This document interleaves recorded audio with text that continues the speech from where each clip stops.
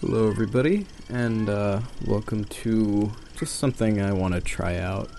This is a Don't Starve a Day, I guess I'll call it, or something stupid like that. But basically, I wanted to start testing out doing commentary again. I haven't done it in a long time, and I've been playing a lot of Don't Starve, so I just started up a new file here with Woodie. He's my second favorite character. My first favorite character is WX78, who is the robot. Woodie is kind of this weird Canadian lumberjack guy. He's very interesting. He's a fun character to play, and he has a strange secret. And I like his comment there on the wormhole that it looks like a bum. He's a strange character, this Woody guy. There's one more thing about him that you're gonna see in a minute here, but right now we're just kind of running through this nice rocky landscape. This is really nice to find early on, because now we have a good source of gold. So, don't starve, and here's what I was talking about. This is Lucy, the axe, and Lucy is an unbreakable axe. Woody chops extremely fast with her, and she talks to him, so it's kind of this weird sentient sidekick that you have, and that's one of the reasons I like Woody so much, is that he's just got this little friend that kind of carries around with him, and she only speaks when you have her equipped in your hand, so I actually would just be carrying her around just to hear what she says, because occasionally she'll egg you on to start chopping down trees. But if you chop down too many, she starts advising you against that. So what we just did there, we made a pickaxe so we can more easily, so that we can mine those rocks, so that we don't have to just go. Luckily we found gold already, we didn't even need to use the rocks, but it was nice that we ran through a graveyard. Graveyards oftentimes will have a couple stray lumps of gold that you can get. And just planting some pine cones. I could save them, and I actually do later on, but yeah, I just figured I'd give back to the forest a little, since I'm doing a lot of chopping here. I usually start out, I just get one full stack of wood, sometimes two, but you don't have that much inventory space, and I tend to go pretty long stretches, like maybe 10 or so days before I settle down in any base. There's a very particular kind of base setup that I like to get. I don't know if people don't recommend this type of base, but I always, at least for the first year, or the first season, 2 seasons, depending on when you start out, I may actually not do it this game, but I usually go near rabbit hutches, like 4+ rabbit hutches, 5 optimally, just in case some of them don't come out for the day or I miss them in a trap. But it's because it's a really consistent food source that you can get during the winter. In the case of this game, though, if there's any indication from the length of the days, as well as the rabbit hutches, which I think we come across later if we haven't already, they're actually caved in for the season, which would tell me that this is spring, which would also make sense why it's raining as much as it is. It does rain a lot in autumn as well, but since we start the year just ending the previous, or we start the season just ending the previous season, it would make sense that this would be right after winter. It's kind of that just after winter showers where it's not cold enough to snow, but still enough perspiration in the air, I guess. I don't know, I'm trying to explain real world concepts in Don't Starve.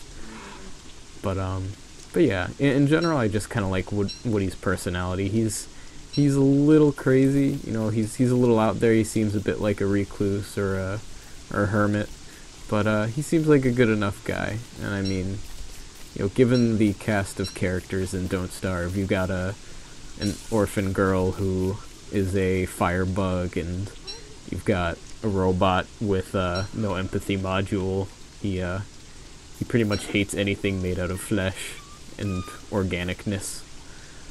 So Woody's not that bad, He's not quite the mad scientist sort of dude. Although I do love Wilson. Wilson's fun. But yeah.